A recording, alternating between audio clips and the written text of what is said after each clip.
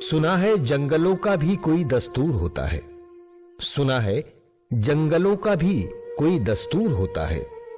सुना है शेर का जब पेट भर जाए तो वो हमला नहीं करता, दरख्तों की घनी छांव में जाकर लेट जाता है।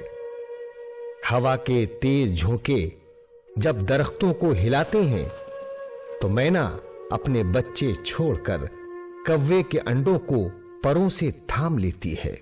सुना है घोंसले से कोई बच्चा गिर पड़े तो सारा जंगल जाग जाता है। सुना है जब किसी नदी के पानी में बये के घोंसले का गंदमी रंग लरसता है तो नदी की रुपहली मछलियां उसको पड़ोसन मान लेती हैं। कभी तूफान आ जाए, कोई पुल टूट जाए तो किसी लकड़ी के तख्ते पर गिलहरी, सांप, बकरी और चीता साथ होते हैं।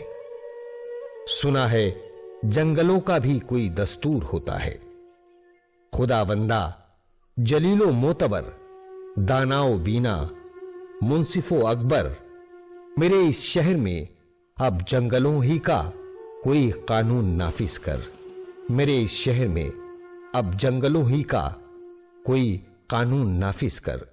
सुना है जंगलों का भी कोई दस्तूर होता है।